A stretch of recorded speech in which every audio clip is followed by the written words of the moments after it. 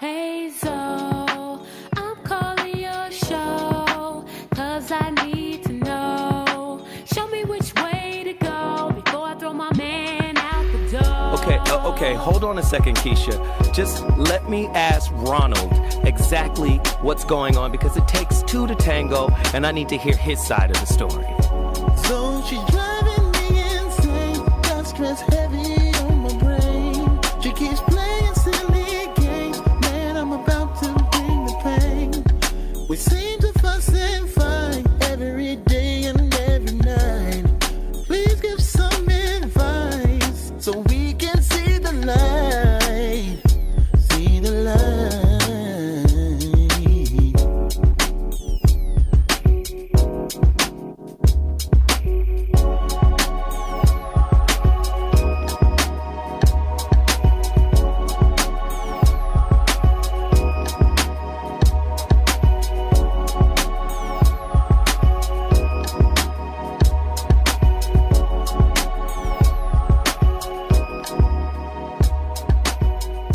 I'm Zoe Williams, the voice of reason. If your relationship is in trouble, I'm the dude to call. Has your soulmate become your cellmate? Does black love still exist? What are your bedroom turnoffs? Fantasies and fetishes. Financial infidelity. I'm dating a fat person. Are they worth the wait? Trust me, this gonna be crazy. How about the heavy stuff? The child wasn't his, and he still had to pay child support. It's a very heated topic. How was that right? Mama's baby, daddy's maybe. I just have so many questions I want to ask you. I just like to kiss a woman's ass. Is there something wrong with that? Damn. He told me he had a vasectomy. I'm pregnant. Betrayal has been committed. Hit you with the bad pipes routine. How does he maintain his humposity? He likes it when it pinches my nip. Why can't you open up, brother? I'm a karate man. Karate man rules on the inside. They don't show their weaknesses. Yeah. How do you write women so well? Zoe Williams, Reason and accountability. the voice of reason.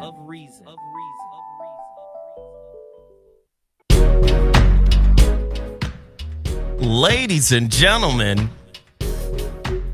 the voice of reason has returned. Oh, Jesus, we got another slapper. You know what it is. It's Mansions. We got Bobby Glanton Smith in the building. Say what's up, Bobby. Grab somebody mic. You can't just start talking, Bobby. That's right. I didn't even turn your mic on, Bobby. Go ahead. Congratulations, man. You put a lot of work in the hologram, man, and here it is, man. Wow. Thank you, Bobby. I appreciate that. You know, I ain't giving it away. Bobby is the author of Real Men Don't Play. We always enjoy Bobby's insight. I was in a cigar lounge the other day, and somebody was like, who is Bobby? I said, Bobby is a man of international intrigue. I said, Bobby know everybody. And they was like, I want to know who Bobby is. I said, I'm going to bring Bobby down to the cigar lounge so you can start cutting up. They can get the book. Okay, there it is. Ladies and gentlemen, Zoe Williams, the voice of reason, is live on Dash Talk X. You already know it's Wednesday, so that means Mansions has become exceedingly popular. The Mansion series. We brought in some OGs. We got some more OGs coming. It's about to be turned up. And then you know what this show is. The women get a little upset with us because we frank. But we not gonna change. We gotta be frank. This is a safe haven for masculine frankness. I'm sorry. I'm just saying we have to do it. The homie Howie Bell is in the brother. What's good, good brother? What up, Howie? Hey man, you know, I'm just trying to fill my cup up with some of this knowledge. Maybe I can keep my marriage cranking. Oh, Jesus. You know what I mean? I need a little counseling. Oh Lord. I don't know if we can help today. You should have we don't have on enough Monday time. or Friday. We definitely don't have enough time. Monday or Friday, but Wednesdays, I don't know. This is the wrong day. And then we got two brothers. Let me stop the music real quick. I met these brothers in Oakland. I thought I was doing something original with the Mansion series. I went to the Real Mansion series. It was in Oakland. It was the Real Mansion series. All the brothers was elders. I mean, compared to me, relative to me, they were elders. I didn't want to speak. And then Marcus was like, you got to talk. I said, nah, man. I'm in here to learn, man. These elders, bruh. I can't come in here talking crazy. I got to sit down in the back somewhere and be quiet. That's how I was raised. Marcus took me into some damp, hot room where there was a man with his shoes on under 4 blankets. I didn't know. I guess, would you call him the bishop? Affectionately. He was like, man, I brought this brother up from L.A. He won't talk. He said, you better talk. I thought the dude was ill. I was like, oh, this is the old ill dude who let people use his house. This motherfucker hopped up right after we talked. I said, oh, he's okay. I thought he was bringing me to the ill godfather or something. No, he was fine. And he hopped right up and conducted business as usual. And I met these 2 brothers. Everybody in the chat room, I want you guys to, first off, I want them to introduce themselves because I got their whole bio and all of that stuff over here. But I don't want to be so formal. But these 2 brothers, these are some accomplished brothers. My man right here was preaching, but not really preaching. You know how preaching just is rhetoric for a lot of preachers. No, he was teaching. I was like, oh, he knows. He knows some things. So I was quiet and then a little pushback, and it was good. It was really good, man, and I enjoyed myself. Brother, please introduce yourself to my 44,000 subscribers on YouTube that are watching live right now. Just tell them your name. They can see you. Just say, how you doing? How you doing? And what's your name and where you from and your whole get down. I'm Reggie Lyles. I live now in Marin County, but I grew up primarily in the Oakland area, originally from New Orleans, Louisiana, Holly Grove, Claiborne Avenue, Apricot, and I'm a student of the Word of God, and I teach Old Testament. I'm a seminary graduate. What else can I say? And he don't be Sunday playing. School teacher. But I'm just struggling with the Word of God and trying to apply it where it's the most effective from an African perspective. And so I'm a member of Allen Temple Baptist Church, and so proud to be that. I was the chairman of the deacon board, and I'm an old man now, but I feel like I have a few more years left. That's all right. We got Deacon Fry in the building from right. Amen. It's all right. Hey, smart guy. I was able to listen to him. Very smart guy. It was a profound night. Then there was another brother who was. It seemed like they was, like you know how when you watch the Animal Channel, when the lions is chasing and they flank. You know, somebody hit the side and they flanked the whole congregation. Set up there. the ambush. I noticed because you had him on one side of the room and then this brother on the other side of the room, and I started noticing there's some tag teaming going on in here. But it was good information. It was powerful information. My good brother, please tell them who you are. Now, I mean, they can see you, man. Just talk to them, man. Okay, I'm Elliott Osborne, born in West Oakland, Campbell Village. Raised in East Oakland, and I'm just trying to. I describe myself as Oakland because that's who I am, what I'm about. I'm an individual that came to love education. I say that because that happened a little later, and as I got older, and it has been a journey. On the Tuesday night that you referred to is a situation that I accidentally walked into. My brother my biological brother, Bernie, who lives up in Washington, he had visited, and then he told me about this place. And his description was, you got all these black East Oakland, East Bay brothers, and they said they don't cuss each other out, they don't fight. He said it's just a blessing. Now I didn't know what that meant, but so I took that temptation and went in, and so I've been part of it now for a little over 15 years. That's been happening for 15 years? Oh, yeah. Yeah. I've been there 20 years? Wow. I've been there about 12 or 13 years. Yeah, because you came right after. Yeah. Hey, and the advocacy for women was on fire that night. Oh, yeah.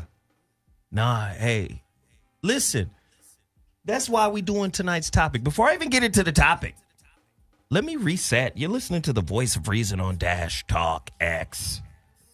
Mansions is in the building. We got some real men in the house. We about to talk some real talk. Hey, Zoe, they sound real humble right now, but these brothers right here hardcore to the soul. I already know. These brothers got history right here, brother. I already know. They got to let the layers unravel one by one. These brothers got depth right here. Listen, Howie, I know.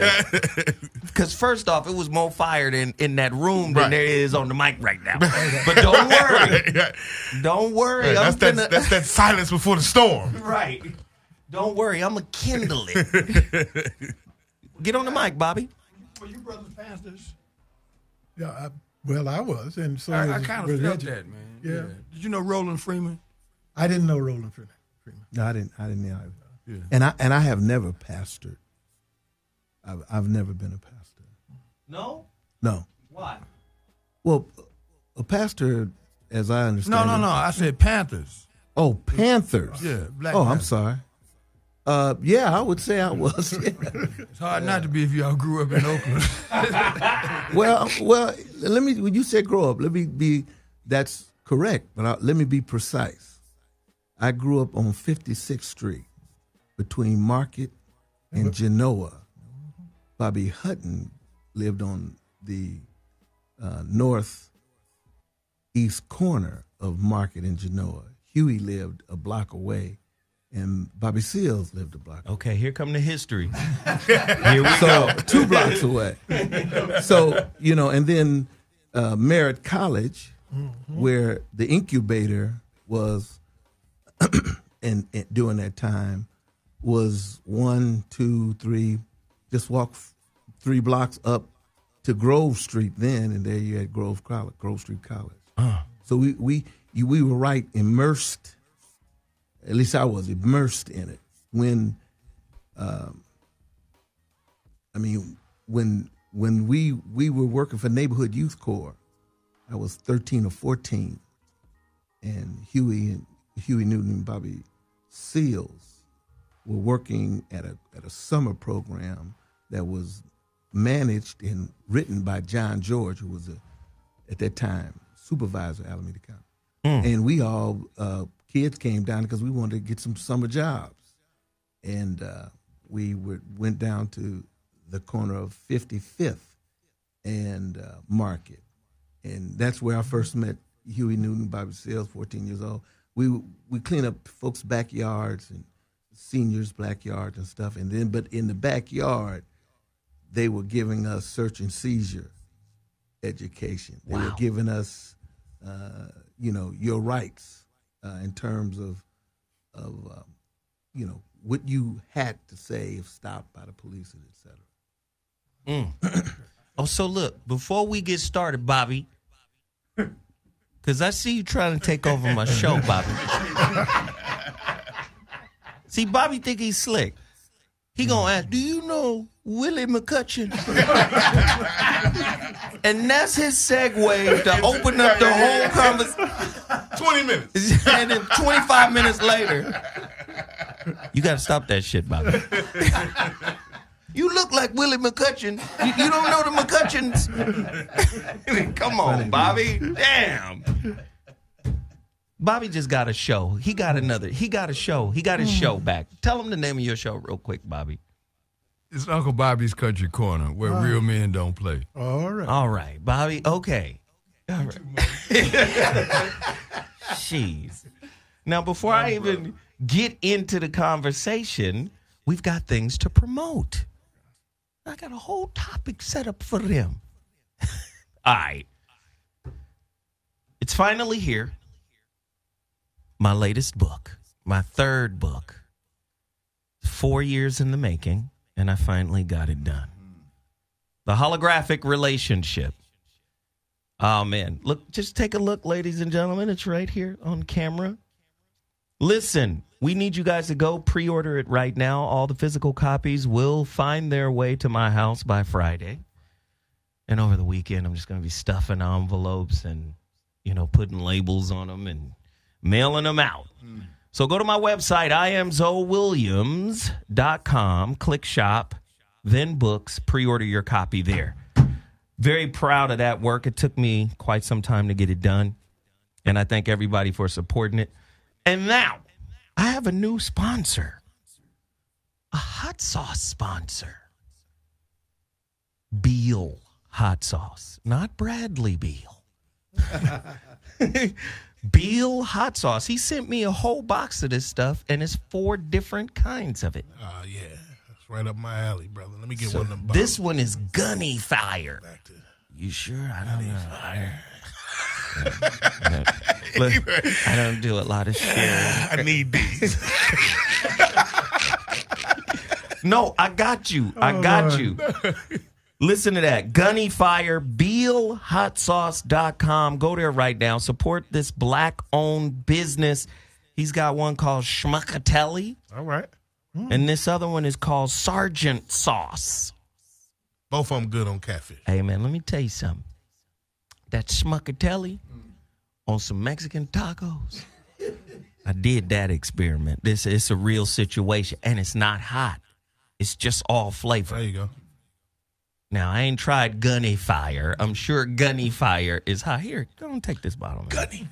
That sounds like it's Caribbean. You want some of this Sergeant Sauce? You might Gunny as well Fire. take it back with you. Go on back to Oakland with some Sergeant Sauce. BealHotSauce.com. Go support it right now. Black-owned business. And then another business I got to support out of Oakland. Oh. Total Package Energy. Anthony Eggleton. Total Package Energy. This is my preferred energy drink. I used to like, you know what I used to like? Pit Bull. Because it tastes like Kool-Aid. Didn't have no energy in it. But it tastes good. Probably the best tasting energy drink ever. But no energy. It's just like a soda. Well, I mean, you know who created Pit Bull energy drink, right? Pitbull? The dude that owned Roscoe's. Really? That's his. So there was no energy in it. But it tastes like Kool-Aid, so I was like, this is good. 5-hour energy. This stuff is better than all of that because I think Anthony Eggleton, that stuff is designed for athletes, man. This is not just, I think about the Uber drivers and the Lyft drivers and the truck driver that ran into the comedian. What's my man, Tracy? Tracy Morgan. Yeah. I think about those people like that's a practical application for this stuff. Like if you drinking, or if you driving late at night or you Ubering, because that's where the money at in Uber. Mm-hmm. On the weekends, late at night, drink 5-hour Total Package Energy. That's what I say. Drink that, and I think you will avoid, nodding off. And then, of course, my kid plays at Fresno State. They play tonight at Fresno, Safe Mart. Against Air Force. Beat the crap out of Air Force. But taking that 3-hour drive from L.A. to Fresno, you see a lot of people swerving, dipping and diving, nodding. Long enough to make you sleepy. Total Package Energy. There you go. All right? All right, look, enough promoting. It's time to get into the topic. Ladies and gentlemen, if you've just tuned in, please understand what's cracking. The Voice of Reason Mansion series is in the building. We're about to have a hell of a conversation right now because we got some people in here that I believe can speak to it. Now let's just get right to it because we got people who were Panthers and today's topic: black man building versus salvaging broken black men. Oh, hell. Which is easier to do? Salvaging the broken black man or starting from scratch and building the solid black man? This is a question that must be asked, especially when you look at the plight of our society today. Now, you got somebody like Steve Harvey having a crisis of integrity. That's what that was. That's a crisis of integrity. I have questions around those issues. How can young black men overcome past traumatic experiences? Oh boy. Ugh. Right? You got a guy like Bakari Sellers out here talking about black men are the most toxic men on planet Earth. I want to slap all the sugar cane out his mouth for that. I guess that was toxic. Was that toxic? My response? According to him, maybe. Yes. But again, if we live in a society that is dominated by a people that have little regard for us in any way, shape, or form, right? And then they create they create systems, right, to limit your ability to do anything. Yes. And then toxicity is the result of that. And then they say, these people are animals. What the hell? Wait a minute. You created the infrastructure that created the animal, and then you pull back and say, oh, what kind of people are these? How can Bakari Sellers say we're the most toxic man in America when we didn't create the toxic system that helped produce the toxicity within us? These are questions that must be asked. Oh, God. What's holding the black man back in 2019?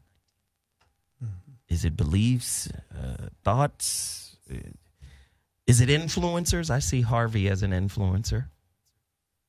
If he has a platform that big with that much power, and he gets to say, listen, there's the money game and then there's the integrity game. Did you see the somebody did something real brilliant and they spliced together a conversation of Chicken George and yes, and Kunta Kinte. Yes. And they put little Kim, but they had Monique and Steve Harvey having the same conversation. So they like spliced the two conversations from the movie together, and it was brilliant. It was like Steve Harvey was Chicken George and Monique was Kunta Kinte. It was incredible. If you don't shut your mouth, you gonna get the bloody back. But it was so deep how much the conversations really kind of paralleled. Oh man, it was crazy. It was crazy. So now we're at this position now. How do we mentor the broken kids? Mentoring of the broken young brothers, is that approach different than the mentoring of the new ones? Because sometimes I get frustrated and I say things like this. Damn the adults. Let's just go to the kids. And if I'm not mistaken, the Panthers did a lot of work with the kids. Yeah. It's hard to change old folk who locked into a belief system. Brothers? Yeah. I'd like to speak to just that idea that you presented in terms of the broken men or building the new. Because we begin where we are, 2019, that both are essential because we have a lot of brokenness and we can't ignore the brokenness. But at the same time, we can't let the brokenness prevent us from dealing with the new plant that all the potential in the world is there. Must be nurtured. It must be nurtured. We just have to release it. Sometimes this game that we play is like blackjack, where the dealer deals you one card. Yes.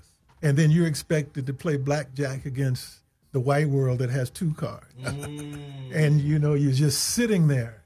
Now there's two ways to handle that. One is to give up and say, "Oh, the system, you do the blame thing," and the is to play that one card. I like to say that they have this. They put this dualism on us. You got to have this or that. I'm not going to make a choice between the current broken person or the person who's striving to get ahead, take care of his family, pay his bills, love his woman, love his children, and have to go through, like you say, a system that is fraught with lions, tigers, and bears, and then say either you deal with this this issue, or you deal with. We have to deal with both. I mean, the newborn, the young, have to be attended to. So we're not limited to two choices. We have as many choices as we need to make us whole. And our wholeness doesn't come from the system telling us if we're whole or not. Our wholeness comes from we saying that we are whole. We are carving out our path. Okay, I'm looking at you, and I'm impressed, of course. You're an author. You're a talent. You are an organizer. You're a thinker. You're an academic. A European would say, this man is, this man is Elizabethan. Elizabethan. This man he does a lot of stuff. Well, that's how we have to get back to. We can train ourselves. We can hire ourselves. We can produce. We have so much talent. The world beats itself to our door to watch us write, to watch us sing, to watch us dance, to watch us cipher, to watch us dream. They come to us, and then they replicate what we do and call it theirs. And so we have to know that we can do this on our own. It's just a system that we have to fight. So what are we going to do about Floyd? Well, you know what? I'm gonna ignore Floyd. That's what I'm gonna do. Man, Floyd that was a crazy statement, Mr. Floyd. It's millions of Floyds, man. Yeah, that's the scary part about it. Well, it's people that don't give a damn about anything, and I think any stance that we want to take. Some people just don't care. And we ought to just move on and deal with the ones who do care. There you go. Now, if a guy is worth as much money as Floyd Mayweather wants to go spend as much money as he wants, wherever he wants to spend it, man. But you don't speak to us. Right. You speaking to yourself. And so those of us who wants to speak to our community, that person should be held in a higher esteem than a Floyd. Floyd says, I got all these zeros behind in my bank account. I got all these behind these numbers in my bank account. What you got? What I have is a love for myself and my people. Wow. Now, which is worth more?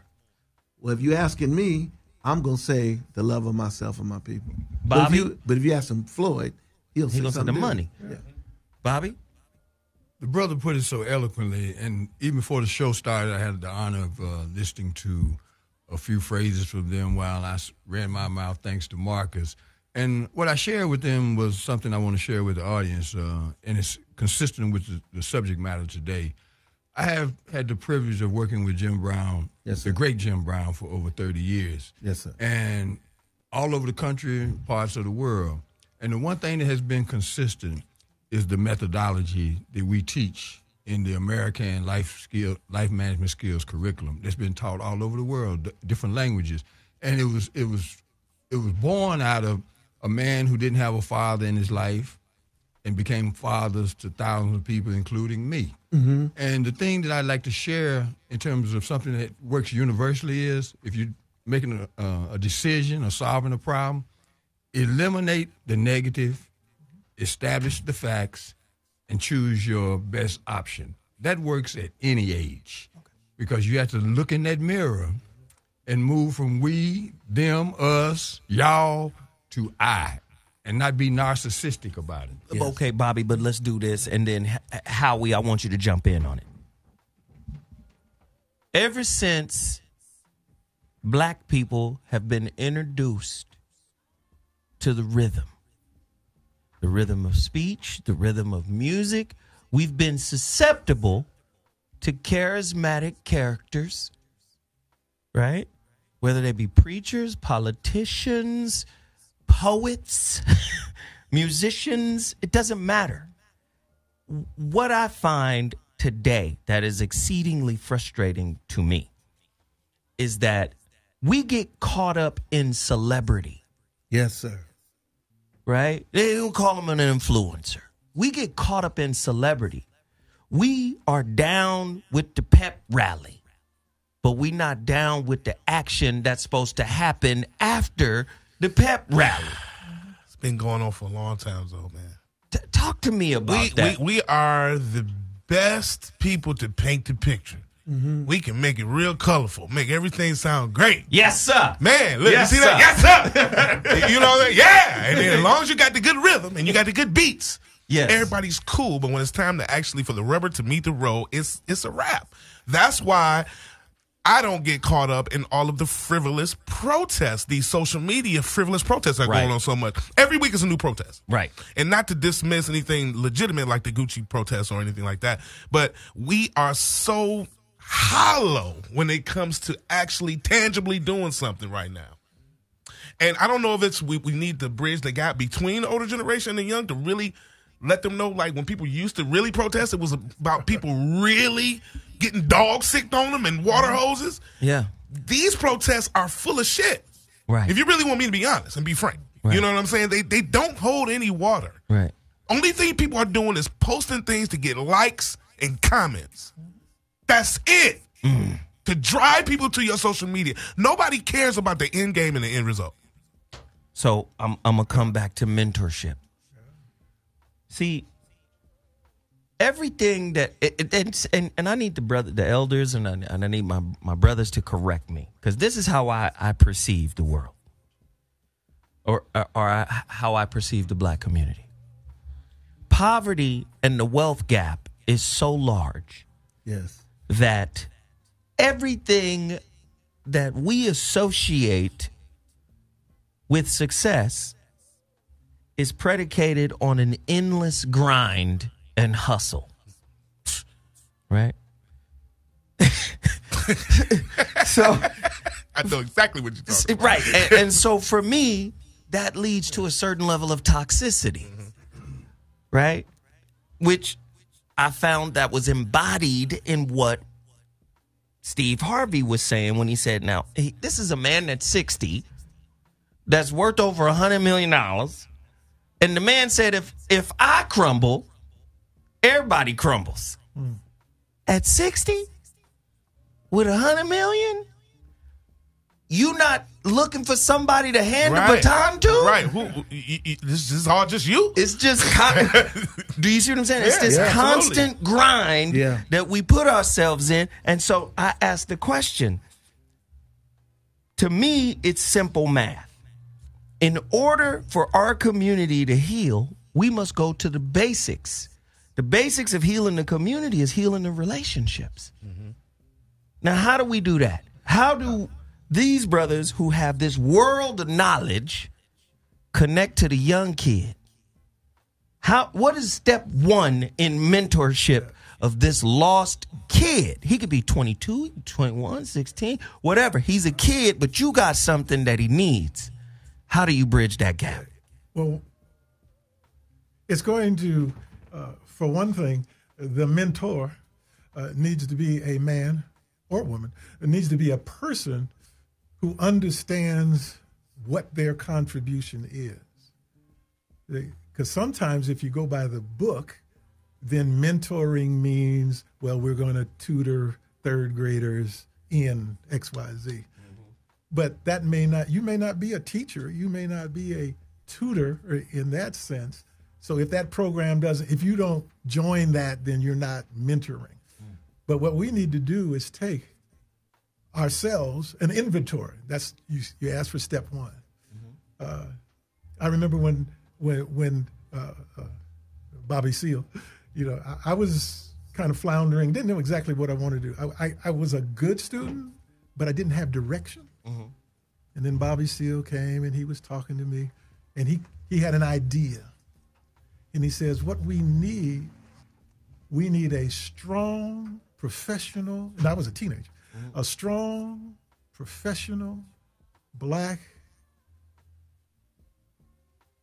organization and a people. But he said the purpose is that we need doctors, lawyers, electricians.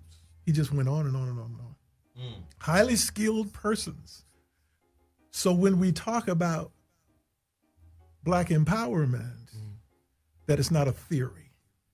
And he got a group of us to commit not to wear the jacket in the black tam, but to take your behind to school. When you graduate, take whatever that is and bring it back to the black community.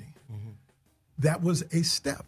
Infiltrate the field and bring that information. Bring it back, right yeah. It took a person that Be a mole. didn't know where he was going or what he was doing, and gave him an idea of how. And then over the years, that all the things that happened later in my life, I have been able to use those to bring to, especially young black males. But that's just step one. Bobby? I just wanted to tie into what he was saying. This summer will be the 50th anniversary of the National Association of Minority Contractors, which was directly tied to Oakland, California. Yep, yes. And the start of the assembly. And Ron Dellums was instrumental in a lot of things that happened. The current president is a longtime associate of mine by the name of Wendell Stimley. And Wendell does a lot of things consistent with what you're talking about, marrying the different forces in developing a community. And I just wanted to say I feel you on that. And it's weird when we stood out, there's something about these brothers, man, that I'm familiar with, man. So I just wanted to say from a historical perspective what he's saying, you can't lead people if you can't feed people. Well, can I just say, I think the first step is compassion. I mean, if we're measuring how committed we are to the community by how much money we earned, how much money we made, or how strong we are on our grind, we're not talking to anybody except for ourselves. We only adhering to our own benefit and et cetera. I think you have to love the people you want to help. And therein lies, I think, where we need some reinforcement. I mean, do you really love black people? Or do you really love money that black people could show you they got? Or do you want to wear your wealth and then measure one another by materialism? Or do you really care about the person that's in your community? Now you said, when you was advertising the drink, I got to drive 3 hours because I got a game with the Fresno Bulldogs. We gonna beat Army. Well, that means somebody is playing on that team that you have compassion for. Right. And you're willing to risk that 3-hour drive. That's right. After you done worked all day to go and see. And what are you going to do? You ain't shooting no jumpers tonight. You're going to encourage him just by him seeing you in the stands, or if he doesn't see you in the stands, but knows you're there. Right. So that is what we have to connect a bit with. It first starts with compassion. What we do is want to jump and we quickly go to, well, he has a right to speak. Why? Because he's got so much money. And he got a right to speak. Why? Because he got a house in Calabasas. Well, that's not how we measure effectiveness. Well, the way we measure effectiveness about how we're going to mentor or train or care for our people, how much compassion you have for them. How much do you love them? Yeah, black community, we gauge everything off of material and anything. That's a new Howie, deal, you ain't sweet but unless Howie, you got the bread. That's a new deal. But I can't Howie, listen to you. That's what I was about to ask you. I'm about to ask you this question now. Yeah. Does white wealth define black masculinity? Lord have mercy. Oh boy. To the shallow. to the shallow. That's everybody. To the shallow. It doesn't define black masculinity. You know what I'm saying? White wealth has nothing to do with black masculinity. Absolutely zero. If you believe that in yourself and you that kind of person, then shit, anything can define your masculinity. You're up for purchase. Won't have to be white wealth. It can be anything that can define your masculinity. If you let something influence you like that. Big C? Hey, what's up? Zoe and all the distinguished brothers that's in here. How y'all doing, man? You want me to try to answer that question? Go ahead.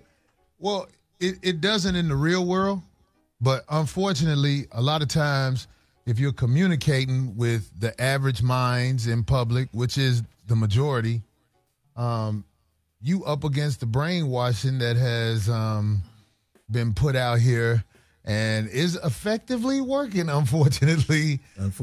So I would say this. When you're dealing with people, you just have to stop and listen to them for a minute, and a lot of times you can figure out what you're dealing with. After somebody open their mouth, you know what you're dealing with. But by right, no.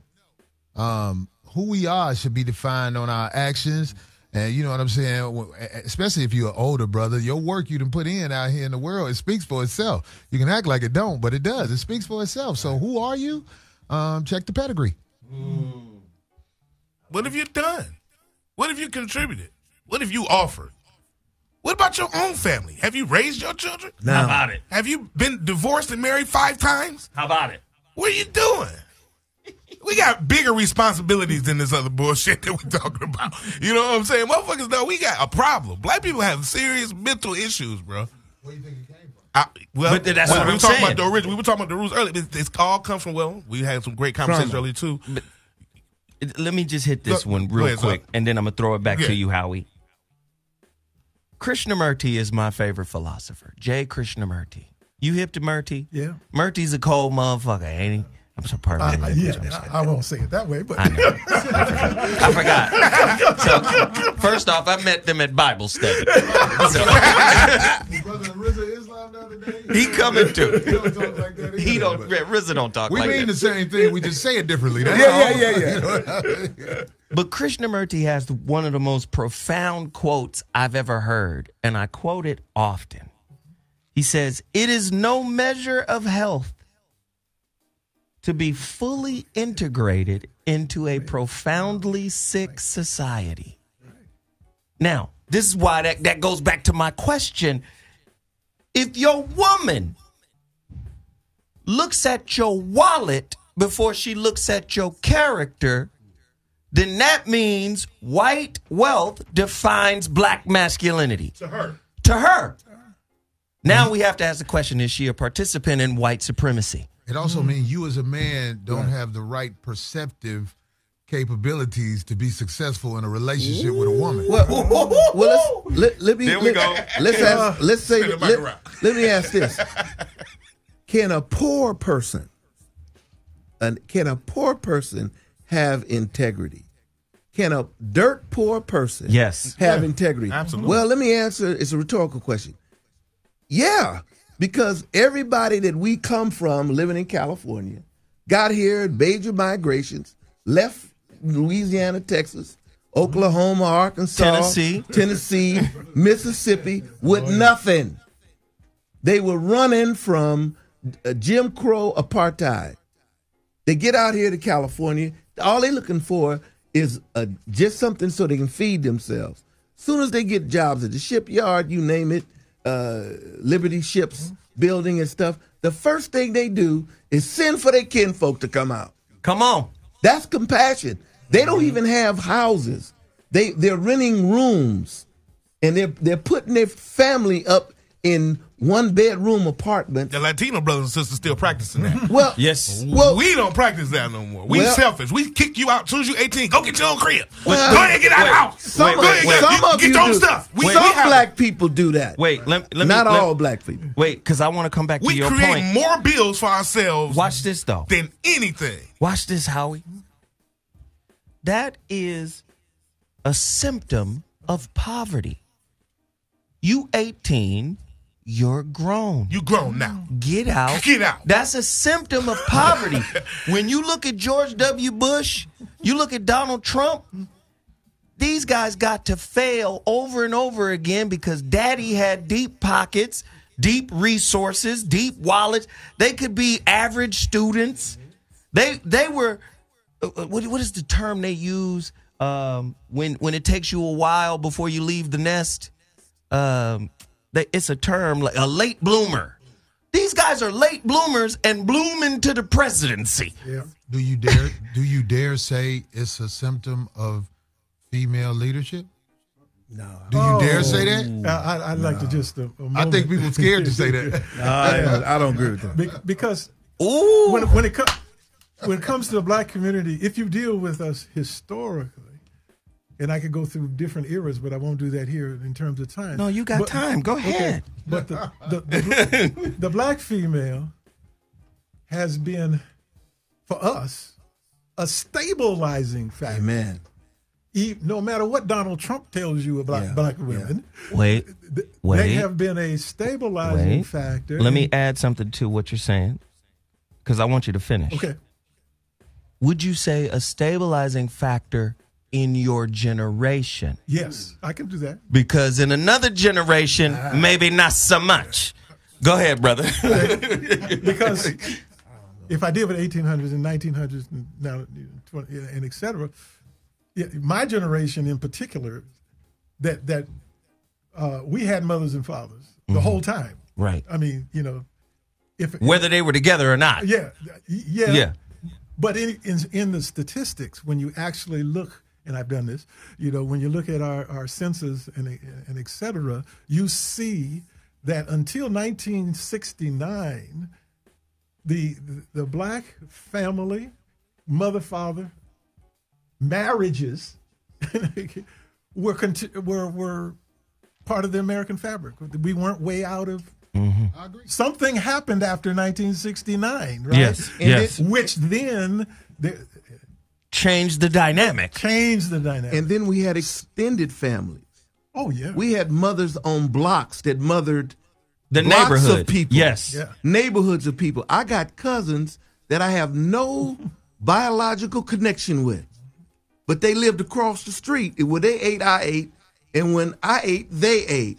Because we went back and forth over each other's houses. So we became, and we used to say, play cousins. Oh, yeah. Yes. So black folks have the kind of compassion and the kind of nurturing that is required. I don't buy the media telling me that we hate one another. They want us to hate one another. I don't fall into the social media that we at each other at every point. Dark against light skin, money against don't have no money, north side, west side. That's how they inject that division in us. You believe it, you regurgitate it, you become acculturated. You don't even know you're acculturated. It seeps up on you just like inhaling methane gas. No smell to it, but it'll kill you. So let me hit you with this then. If it's not real, if it's not true, and you don't buy into it, I don't. I'm going to say we living in a war zone. No, what? And the number one, listen, the art of war. Willie Lynch was right. How about that? Watch this. Sun Why don't Tzu. we just say that? Right? Well, we talked about that last week. But it worked. The art of war, Sun Tzu. Yeah. He says the highest form of war is to not have to fight one. Right. So what becomes the chief tool or weapon in war? It's ideas. Willie Lynch don't even have to have existed. It's the idea of the letter. It's the principle of the letter. If you're told that you don't need to have compassion for yourself or your neighbor, and you buy into that, you buy into this compassionless lifestyle. That's who we are, though. No, today. No, I'm not gonna say that's who we are. I'm gonna say that's who they want us to be. I'm never gonna yield the deaths to anybody. in Chicago, the deaths in Compton, the deaths in Oakland. All of the numbers of deaths that you add up and put together and compare them to the numbers of people who survived and are living. I'm not running away from the ugly statistic of Chicago. I get that. But that don't mean that everywhere is Chicago. I got it. Where is it not? Oh, man, come on. Let me give you an example of where is it not. I heard an interview yesterday on NBA radio show. They were interviewing David Robinson. Mm-hmm. And David Robinson, he was saying, well, David, how you doing after you retired? 14-year NBA great and in Hall of Fame, 50th. He said, we got a real estate business. We got $100 million trust fund and all that. He said, but that ain't nothing to me. My greatest achievement is the 79 schools that we have. And that everybody that goes in a part of our schools in the corridor from San Antonio to Austin, Texas, everybody who's in that school, we make sure they go to college and we pay for it. That's compassion. Well, now, all I'm saying is, if you offer Chicago as the only paradigm, you're falling into the trap. But we not offering Chicago as the only paradigm. I said Chicago. I said Oakland. I said I said Compton. No, that's all of you just did. You just did geography, and you did locations. But what you was lumping them together is the one of the same, blacks hating blacks. And I think blacks loving blacks is far greater than that. It's just in your face all the time. Could be greater. No. This is what's happening. Greater. As you get older and you're out here long enough, sometimes you stumble across information that make you go, wow. Example, Martin Luther King, as he got older, he said, I think I have walked my people into a burning building. Because all that compassion and peace for wickedry, and you thinking just being good is going to fix it all. No. As you get older, you realize, you know what? I shouldn't even be marching like this because I'm up against something greater than what I thought. Compassion is beautiful. We love compassion, but I'm just saying, there's something going on with the system in which we are being raised. It doesn't matter if he has all these schools. If they go into school to learn how to fit into a system that's going to bring them down and give them immunization shots that's going to kill them early anyway, you're not helping them. What I'm saying is the women, by the way, I was born in 69, so you know what I'm saying? I'm just saying, the women are not intentionally trying to be part of the weapon against us, but it's the system they're in that's turning them into basically somebody who's shooting themselves in the foot. Because if your men are in trouble because of what you say, if your children are in trouble because of what you say, how do we grow? Yeah, that's all I'm saying. It's not to say nobody's wrong. Bobby? I think it's important that we take into consideration the validity of both points of view that have been expressed just recently. And add to it, you cannot change a condition if you're not aware of it. As the brother talked about, before he said it, I didn't know that David Robinson had put in that kind of work. Yeah. There's people all over this country that are putting in work, and we don't understand the importance of duplication and redundancy. In other words, you had to see it over and over and over again that there are people who are winning. And it's not all, glamorous stuff. It's not a basketball player or a singer. It's somebody that just put their foot down in the ground and said, this area right here, we're going to decontaminate it. Or my family. We just have to do a better job of showing our people the possibilities. I honestly believe that. We got a problem with, I'm going back to social media because that's what it is right now. And then everybody is caught up in some way, form, or fashion because of the trolling that's going on. It's so much heavy trolling going on right now that you don't know what to believe. And I'm going to tell you something. The problem is with we just talked about the protests before you got in, all these fake, frivolous protests. That's the problem with no substance. That's because no one is getting behind a genuine idea and pushing together forward as a unit and say, hey, let's all collectively do this like this. Right. Instead, we're still talking about who's better Michael Jordan or LeBron. But you know what's we crazy? still Kevin Hart or Cat Williams. We are some of the most competitive. Let's just divide and let's say this or that. Like he was saying before, what is either this or that? We are so much into this or that. Why can't we do things collectively? Yeah. We have lost the sense of group cooperation. And that's part of the problem. And now we all selfish. Yeah. Everybody's selfish. Now, you can go hang out right here in Hollywood next to somebody who make $1 million. Corey, you know what I'm talking about? Most people, millions. He could be right next to a cat that don't have $1. Won't say nothing. Won't even tell him where he could go make another dollar. That's where we at. Right. So we black people, we got big so you psychological problems. But so we live in a sickness society with mental illness. So you're saying we're uncomfortable being on the same plane as another Nah, brother. we'll love to be in the same room with you, but only for me to show off and say I'm sweeter than you. I can now say I'm better than you, nigga. You follow me. But that's what I said before. That's right. the problem. You know what I'm saying? It's uncomfortableness. Yeah, we uncomfortable because we feel like somebody is going to take away our position. Right. And that ain't just in Hollywood. That's everywhere. Right. Yeah. Well, as years have gone on, something happened to my thinking, and that I give. I'm a believer. I believe God, did some things. But in my brain, I was looking and growing up in Oakland and all the turmoil that was happening in the 60s and that kind of thing. And back to your point, there is a post-1966 Martin Luther King. And that we don't hear every January, okay? Because after 1966, he became very revolutionary. He became right. Remember he moved and he went to Chicago and he said, "Oh my God!" Yeah. He had no idea. What was going on? They're starting to circulate that speech you're talking about right now. Yeah, no, now. Yeah, now. Because he dead. Yeah. Come on. But so we live in that dichotomy. Our reality, our social media, the textbooks that are written and et cetera, and I'm a career educator and so is my wife, that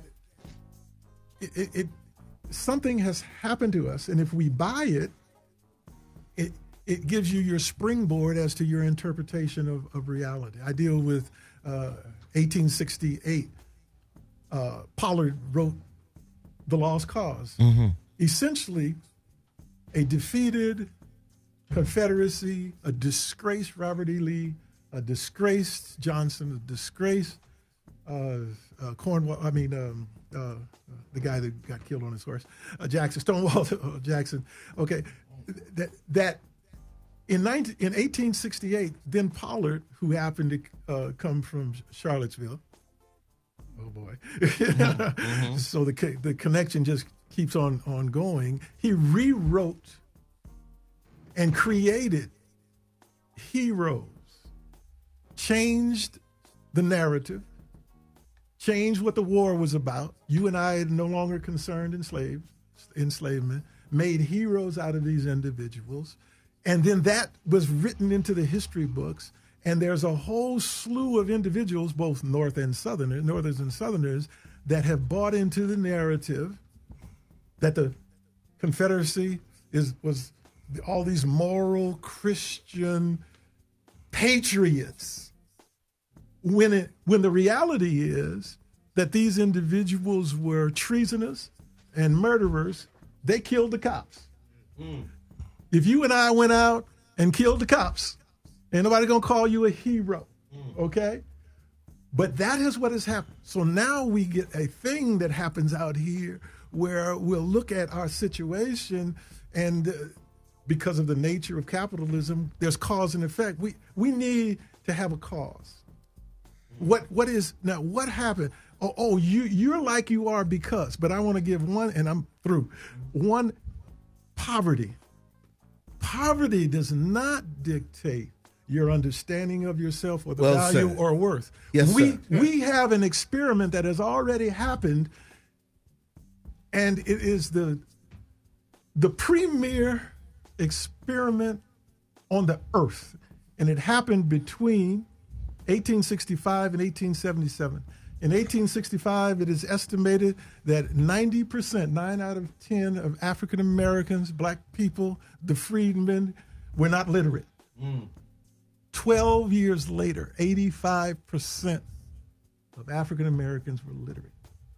It is simply the greatest example of education of any people that have ever been on this earth. And they were poor, they were hungry, they were mistreated, they were abused, and the Ku Klux Klan came into existence, but the people didn't buy into it. But, and I agree with you. I understand where you're going with this. I'm saying education, that we can do something. Let me just say, education is key.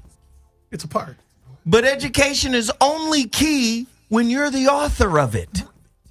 Yeah, okay. Thank you. If you're not the author of the education, right, you are now subject to indoctrination, conditioning, Okay, programming. If you live in America, regardless of what your geographical location or financial status, and you look like me, you're going to be indoctrinated. You're going to be lied to. You're going to be cheated. You're going to be misrepresented. You're going to be characterized in your worst area. Guaranteed. That is the system that you so eloquently talked about. But in your household, you have to be the remedy. Obviously, you were. Your son is playing at Fresno State University today. Okay, so I'm saying that is the key. If you think that just because there's so much social media and so much indoctrination that you have to believe that crap, that was what defeats you. No, you're exactly right. You don't have to believe it. It's just an influence. Let me just finish. I want to finish by saying,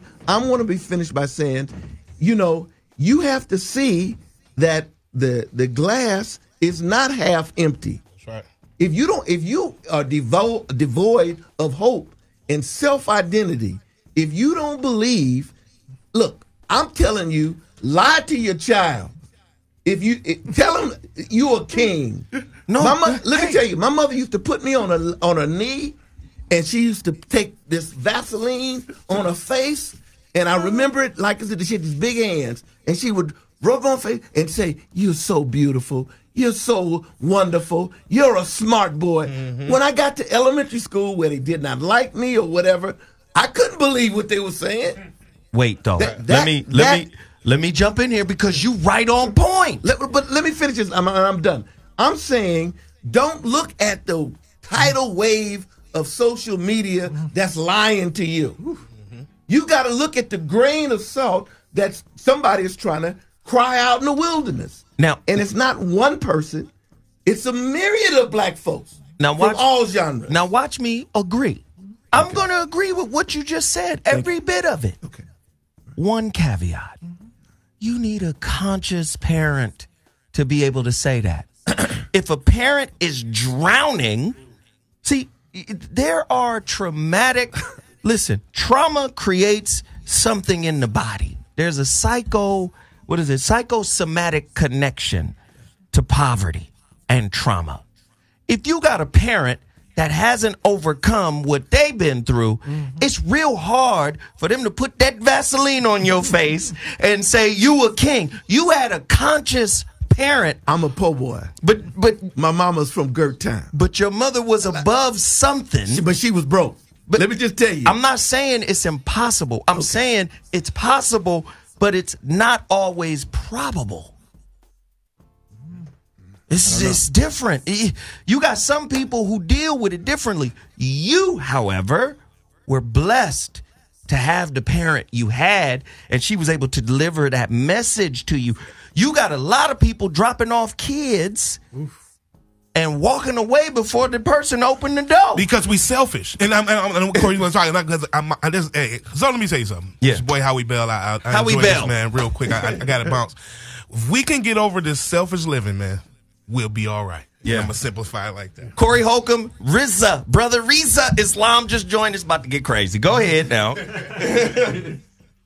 Who the parent is that's telling you beautiful means everything, because when you're young and you start to figure out how the world works, which is about probably age 7, 8, 9. That's when you really start to realize there's a difference between me and other people.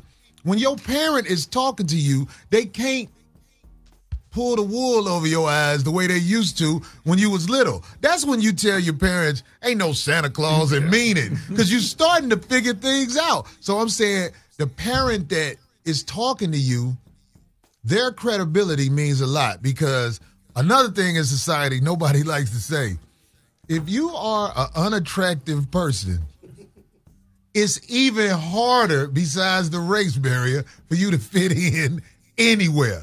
And that's what nobody ever says. So if I had a child that I felt like was really demented as far as it go, or I felt like he's going to be challenged how he look, or she's going to be challenged how she look, I myself would begin to prepare them. Look, it's not going to be easy for you. I don't know how you made it out your mama, but you here, and we got to work with this because your face is a problem. And I would probably be told I'm wrong for that, but I bet my child would be able to not be shocked when the world come at him like that, because I'm going to come at him with it first. Right. Along with my honesty. Now, and I'm going to introduce Rizza in a second. My son graduated high school 2015. Top 50 in the nation after an ACL tear. Wow. In his junior year. Rehabs, goes to Auburn. Auburn don't deal well with West Coast kids. Them Southerners down there, he was seeing Confederate flags and all types of shit. But let's rewind. Before we get him to Auburn, to speak to your point, yes, you can have integrity. Yes, you can have consciousness while being poor. We poor. We was poor. The biggest compliment my son ever gave me was, he was 13 years old. I said, yo, man, you got all these kids in your neighborhood. I need to holler at them so I can keep them, off your ass. He said, nah, man, I don't want you talking to them. I said, why? He said, because you're going to give away my advantage. Wow. Interesting. That goes back to Corey's point. It's the parent. We can't apply a blanket license that every parent has that faculty, that tool, that toolbox. Some of these people are recycling generational curses, passing them down to kids. Nobody ever says anything. Nobody's ever bold enough to really talk about how many parents are jealous of their children. It's like all this stuff just flies over everybody's head. If you're lucky enough to come out of your parents' house like at 18 and you are mentally strong enough to handle the world, you have to take a hat off to that parent one way or another, because they are part of that. But what I'm saying, a lot of these people who are not functional in society were born into situations that they don't have any type of recourse to fix. Because I know a lot of young girls who mother are jealous of them because I be around their mamas. And I can't take them with me when I'm through. But I'll be like, wow, I'm leaving this little child in a terrible situation, but there's nothing I can do. Her mama is jealous of her. My daughter mama was jealous of her. You know what I'm saying? So I'm just saying, it's like, there's a lot going on that we as a community need to fix, but saying what we ain't the problem. Recognizing what we in is the problem. I mean, it's what we need to do. Ladies and gentlemen, you're listening to the Mansion series on Dash Talk X. We went an hour and 10 minutes straight because it was heat. I love this kind of conversation, man, because it's bridging the gap. We got a 28-year-old teacher, lecturer. Oh, I appreciate you, brother. He administers the knowledge to the community.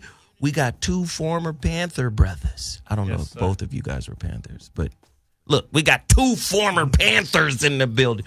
We got to bridge the gap, because somewhere in the middle there's a disconnect, and these kids need your information. Absolutely. And they need this brother on his soapbox being able to disseminate it out here in the internet, in the social media.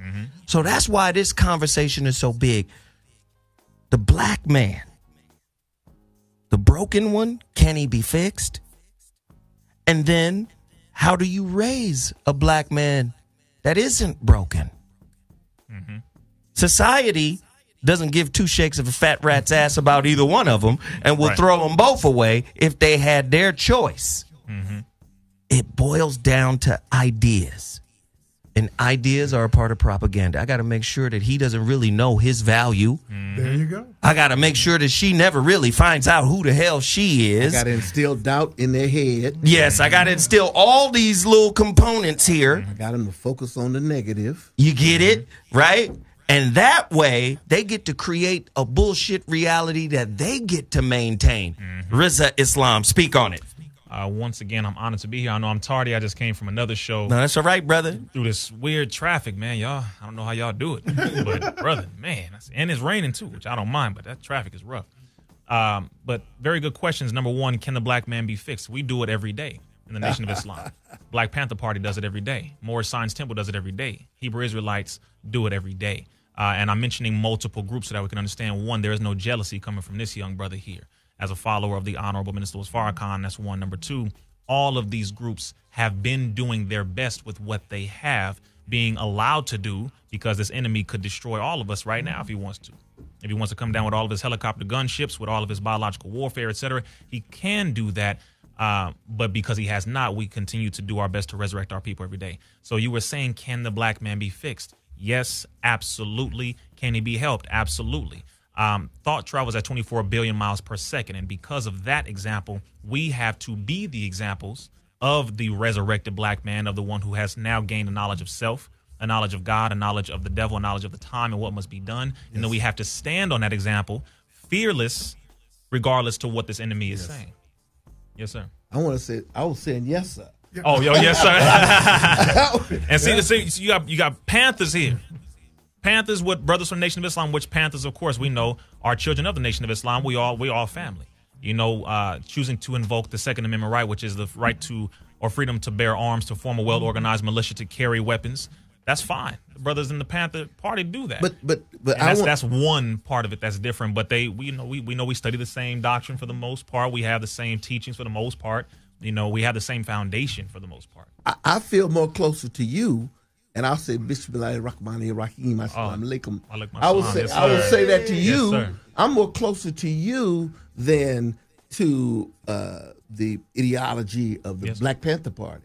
I'm a religious person. Yes, sir. I'm a man of God. Yes, sir. I'm not saying the Panthers were not, right. but I'm just saying that I know that the way you have this resurgence and healing of African American men and our people has to come from a understanding of self in God, like you said. Yes, sir. If you just sitting around picking off feathers and saying this is wrong, that's wrong, this is wrong, that's wrong, you got a bird with no feathers. Right. You got to praise something sometime. Right. And look, you have to work with what you got. That's right. That's right. So I'm saying, if we knew our history. Yes, sir. If we knew that 12 years, like he said, after slavery, we were building insurance companies and universities. Come on, brother. Then we had this great migration running away from apartheid to California. We really believed that the hills were made of gold. We really believed that. But the people who came out here, my old man said he came from Arkansas. He said, look, if you could have gotten to Kansas City, you can get all the way to Los Angeles for $1. He said, for us, it was just get to Kansas City. You can get on the train, drive the train all the way to Los Angeles, those cattle trades for $1. Then up the coast trying to find a job in the shipyard. Now, that's how it's done. You have to believe them guys that left, dropped everything, ran away. They ran away believing what? It's got to be better over there, and I'm not afraid to go find out. But if you sit down and believe what the man said, nigga, if you leave, I'm going to kill you. If you leave, I'm cutting your toe off. If you leave, I'm cutting your ear off. That's right. If you leave, I'm going to do this to you. They looked at him and said, yes, the boss, this is boss. We out of here. Right. That's right. Okay, now you talked about the woman. Look, the number one hero in this continent, for me, is not a man. It's Harriet Tubman. How can a woman, little tiny woman, how could she leave Maryland Eastern Shore, walk all the way to New England states and into Canada 17 times? With a shotgun. Well, the first time she went out, she had no shotgun. Right. I'm trying to figure out how she knew where to go. Let me finish, Doc. Don't cut me off. How did she know where to go? Number one, why wasn't the wolves and the bears and the tigers, why'd they eat her? Look, I'm a hiker, man. I slip and fall on trails all the time. Why didn't she break her ankle? Why didn't a snake bite her?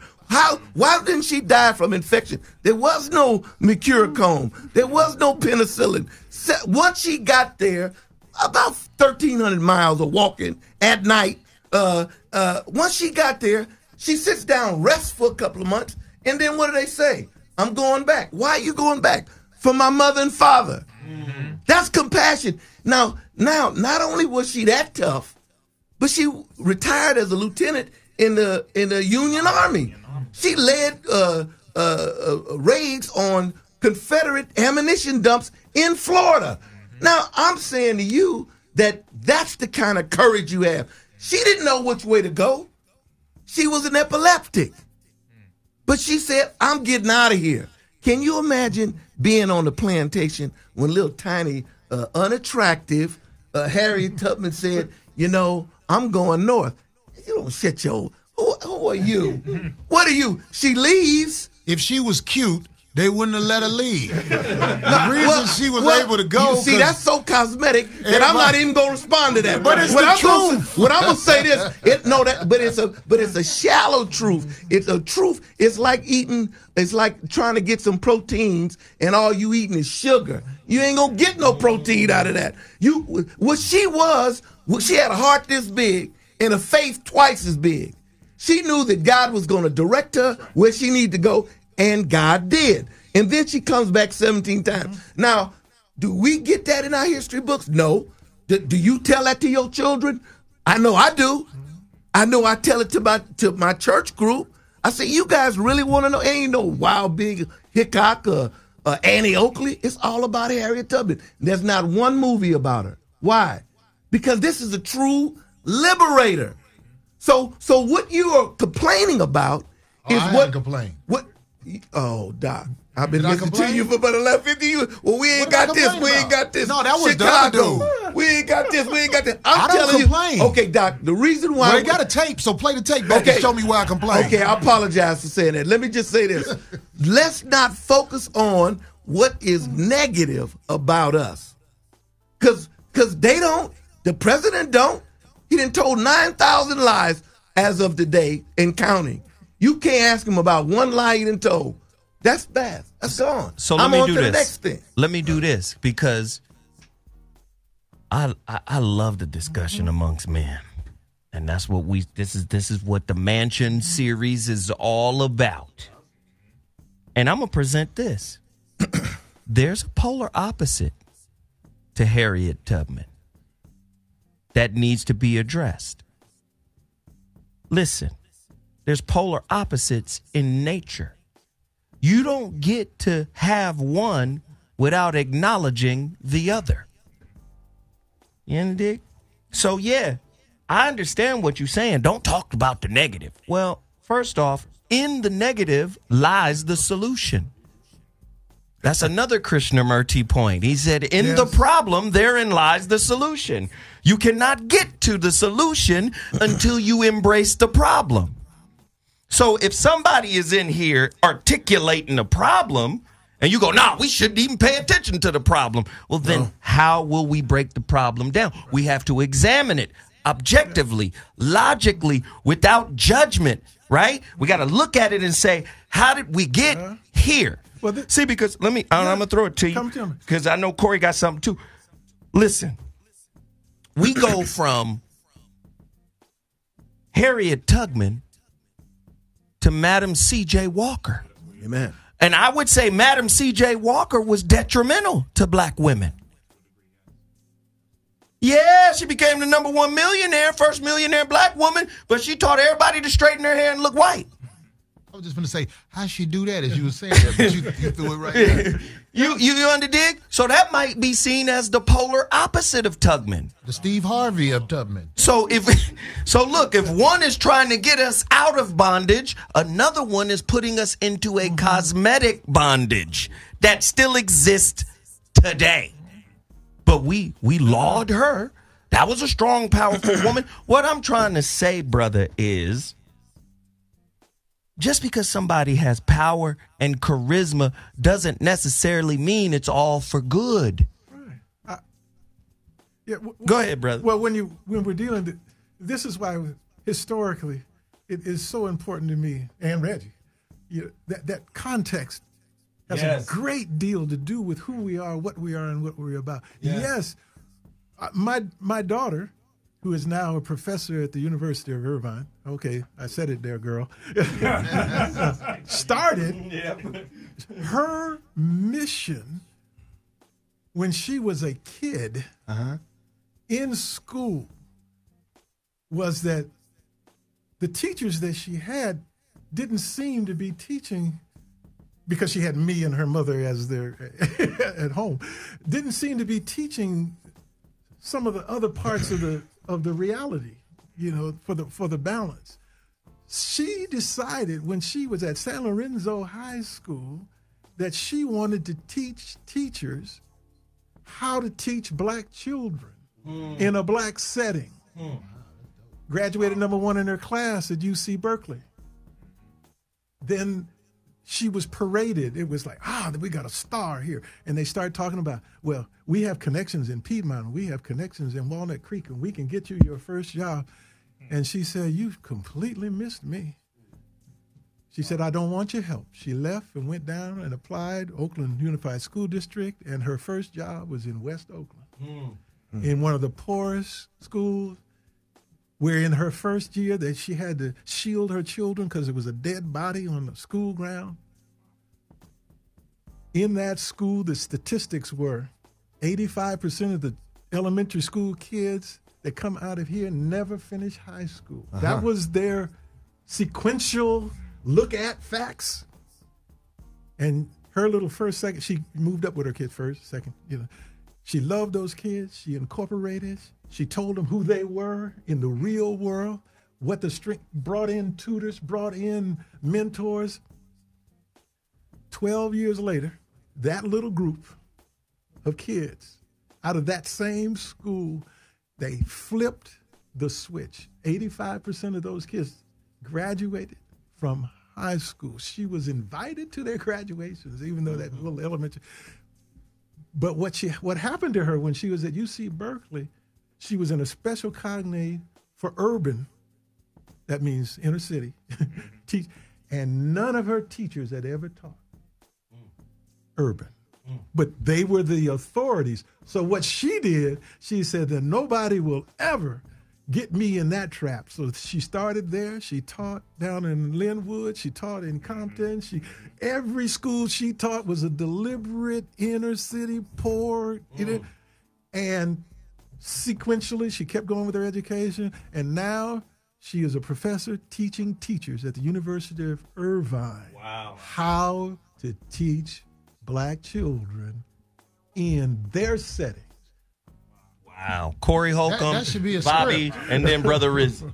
That story should be a script. I think it would be a great movie because I'm saying it's stories like that show you that there's something new to be said, there's something new to be done. Because as they say out here, everything's been done.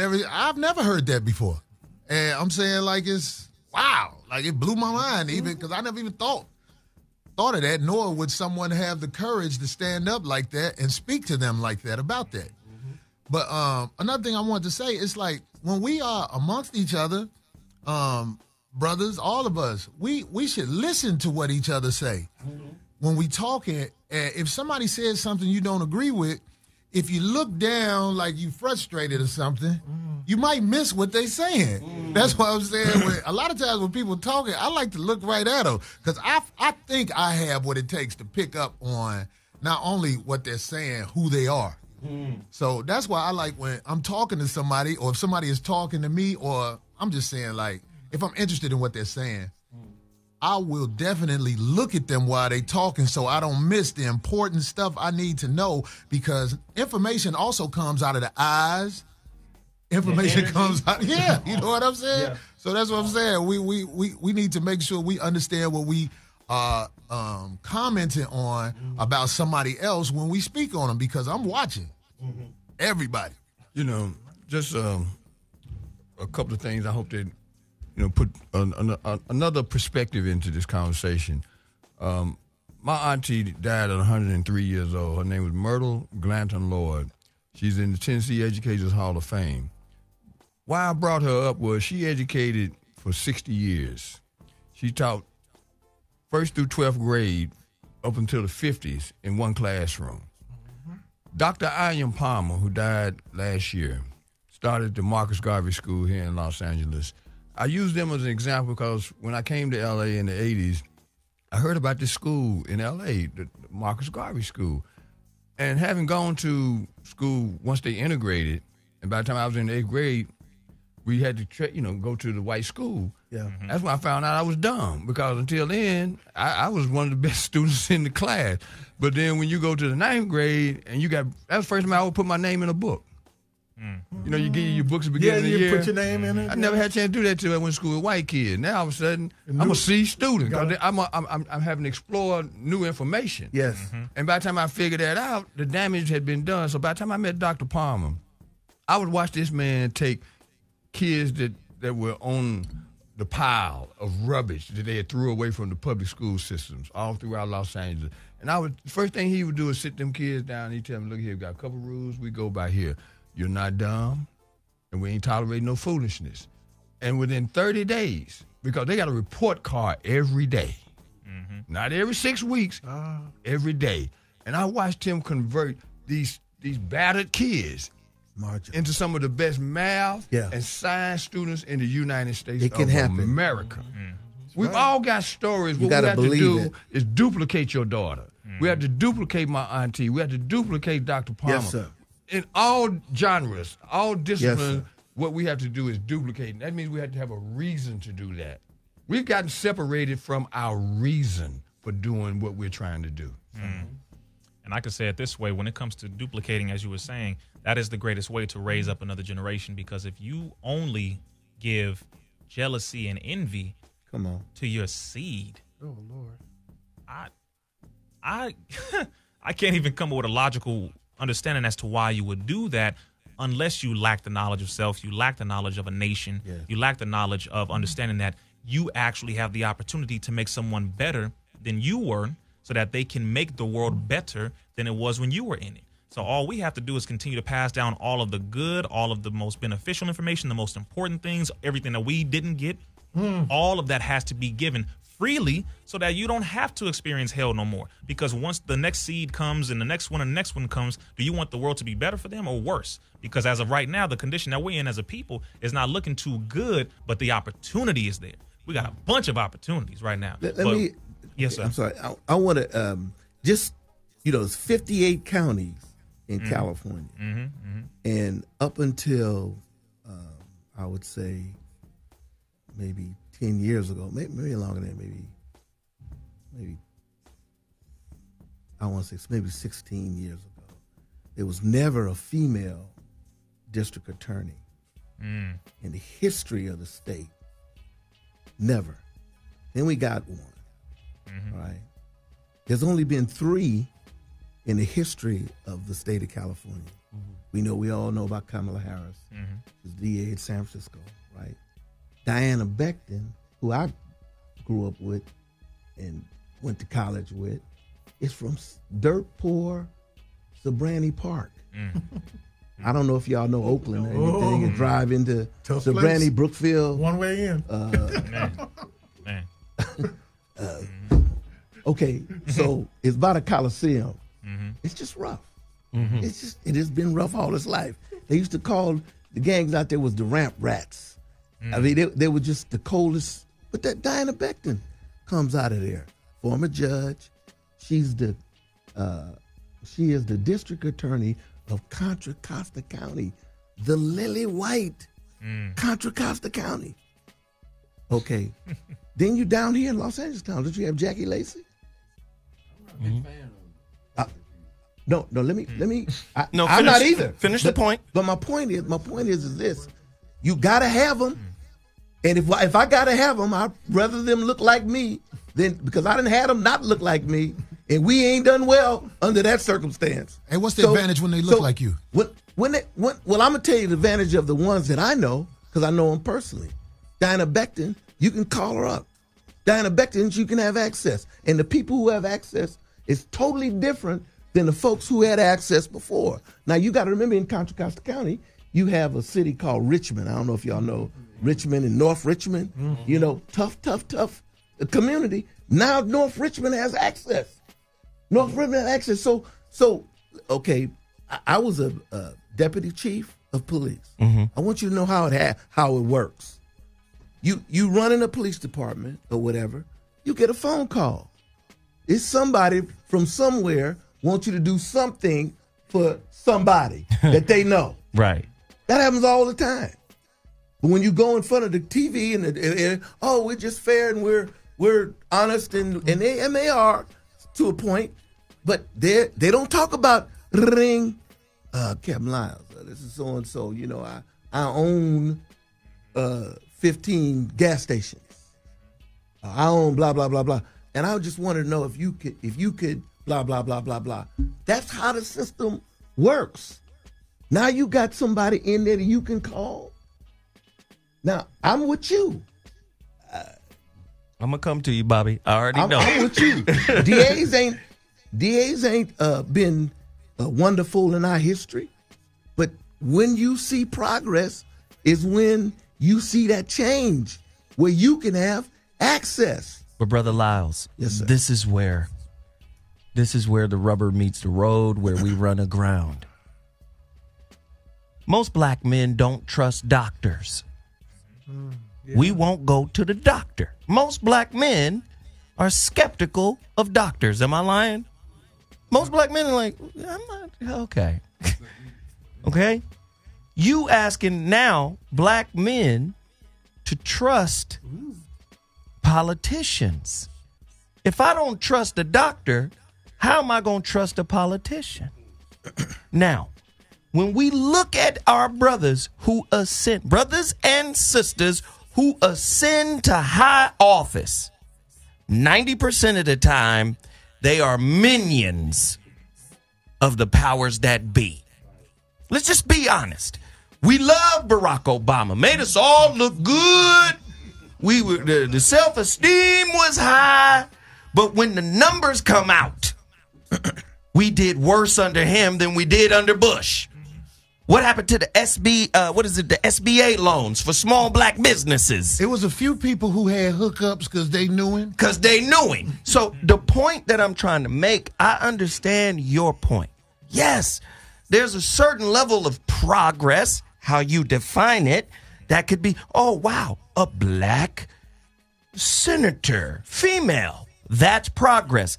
But not if she is the Trojan horse for white supremacy. Come on, brother. So that has to be dealt with first. Why else would she be there? Because let me say, if she listen, it's just like I believe if Martin lived, wasn't killed, Martin could have been president.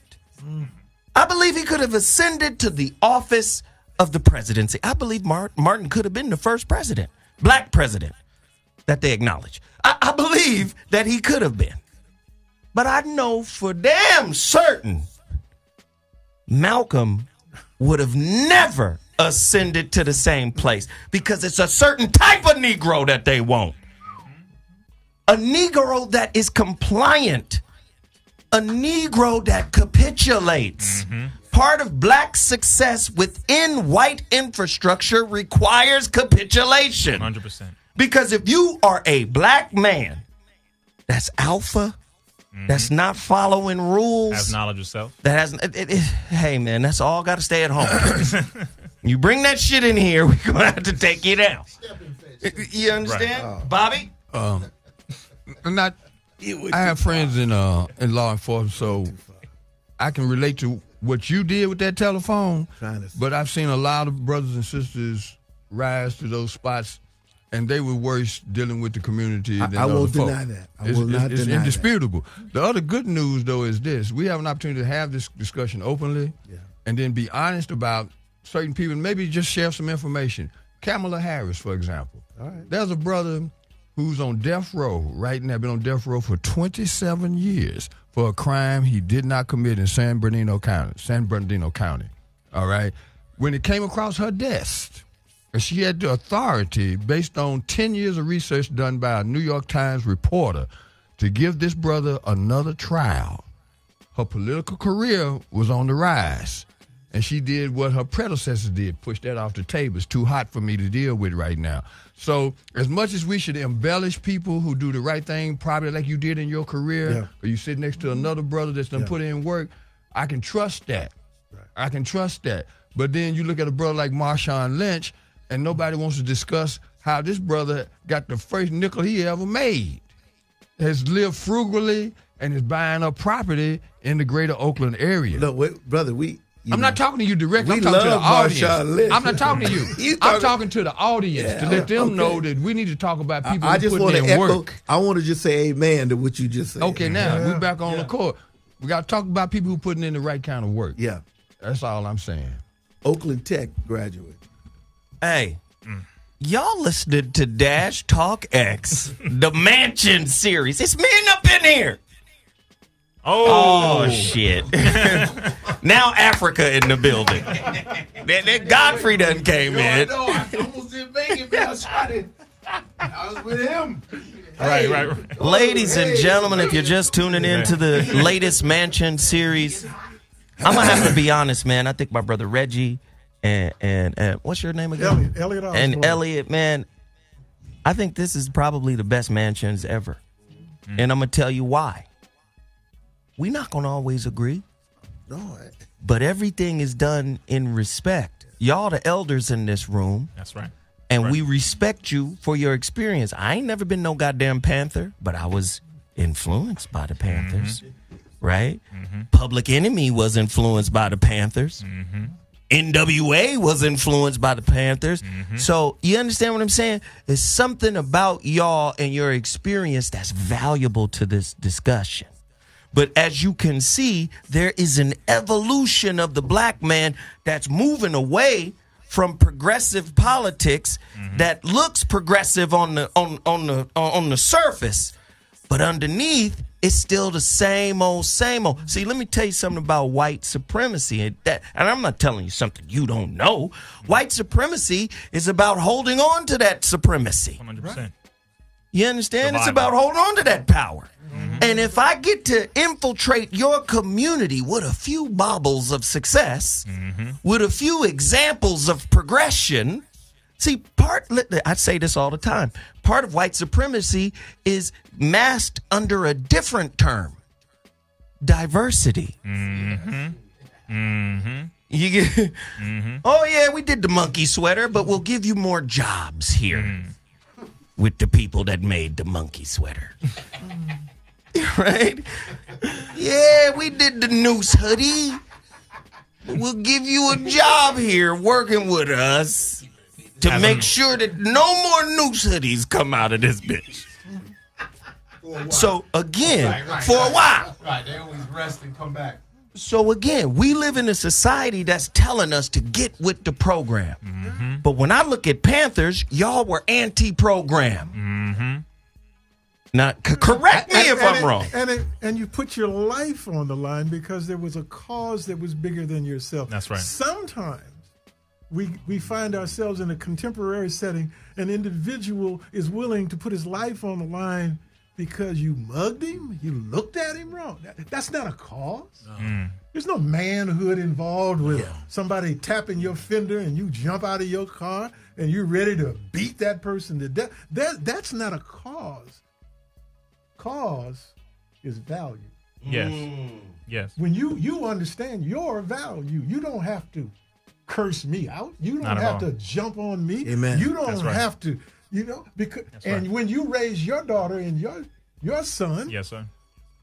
you teach them who their value is. As a Christian, I believe that my value comes from God, but it doesn't stop there. Your value comes there too. So you don't have to earn my respect. I should give it to you, but you don't earn it because you're in my monkey show and you act right.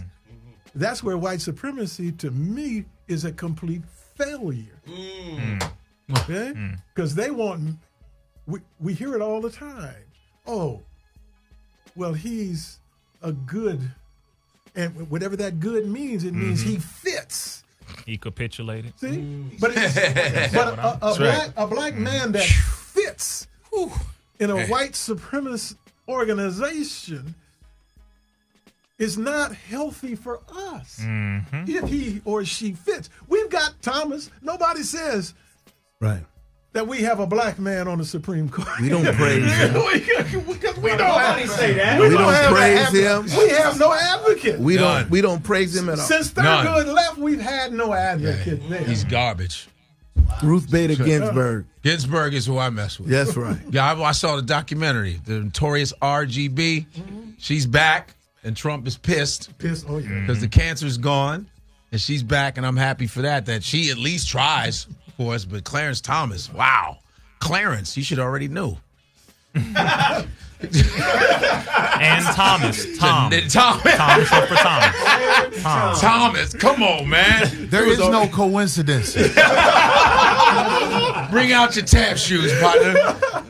Give it a little soft shoe, real quick. They read his name. They were like, get him. Remember what he said when he was getting, this is a high-tech lynching. Remember that? He actually used it as if he were going against him because he was black. This is a high-tech lynching. Remember? So I think that something has to be said for those who had to deal in the circumstances, in the context from which they were living, and survived it, and reproduced, and educated, and sent on to be better than themselves. There's a whole lot of SHIT that I think my father and grandfather had to eat. Oh yeah, just to survive. So I'm not so quick to look at somebody in a position of authority and then kick them out because they're not Malcolm X. There was only one Malcolm X. I don't even think we found a Malcolm X since Malcolm X. So the point I'm trying to make is that you got to get in where you fit in. You got to do the best you can in the lane you in for the people who are responsible, that you're responsible for. However, if all you can do is so much because of skill, because of them white folks won't let you do no more than that. When Barack Obama was elected, the head of the Senate, what's the guy from Tennessee? I mean, from Kentucky? McConnell. Mitch McConnell had a meeting that day and said, we will not allow, even if it's good for the country. So then we turn around later on and do a cursory look at the political dynamics during Obama's tenure and say, it's all his fault. No, man, you if you a president, you have to have somebody to put bills through. If it comes from the Congress, Senate, if it comes from the House of Representatives and it's killed in the Senate, it don't get to your desk. Right. And so if we think, oh man, you're the president, be Superman. We don't know the system. Okay, so if Rizza, Corey, Bobby, Godfrey. Come on, we got it. We gonna get it, but brevity because we getting close. Yes. Sorry. Give me 2 minutes. Number one, my major in college was political science. I did not graduate intentionally, number one, because I found it to be a load of garbage for the majority, including my teacher who told me that, who he himself is an alumni from UCLA. Number one. Number two, the mannequin is what the Honorable Minister Farrakhan describes as politics and politicians, those who look good. They fit the description. They are dressed up. They are selected, and then we elect them. Kamala Harris, next point. She is sponsored by Apple Incorporated. She is sponsored by Alphabet Inc. She is sponsored by these Jewish organizations. Follow the money. She is the one who stands with Benjamin Netanyahu, the Prime Minister of Israel. She is the one who spoke at AIPAC, the American-Israeli organization, political action group. Yeah. Basically, yes, the organization that makes sure that Israel and America has good relations. Her money comes from white and Jewish people, which means her agenda will not be for black people. Why? Because you do not bite the hand that feeds you. Next point, sellouts. All of these different politicians, because many people still have a glimpse of hope in this system. Politics, as the Most Honorable Elijah Muhammad says, means multiple bloodsuckers. Compound word, politic. Poly, multiple, tick meaning a bloodsucker. Bloodsuckers. Number 3. According to the Most Honorable Elijah Muhammad, this system was destined to fail. And here's my next point on that for those who say, well, we can get them in there because now they're in. They came from the same spots: Compton, Los Angeles, and Carson. Mike Gibson of Carson, Isidore Hall of Compton, Sebastian Riley Thomas of L.A., all sold out. We told them about the vaccine bill, SB 277, long before it came out. They all sold out, where each paid over $50,000 to push the bill, taking away the religious exemption to where parents are forced to take their children out of school or vaccinate them with poison. So I don't believe in this damn system. I didn't after a certain point, but I do believe that if we pool our resources, come together with our money and our power and our votes, if we choose to do that, we can force them to meet our agenda once we get it together. Corey? Well, what I wanted to say, basically...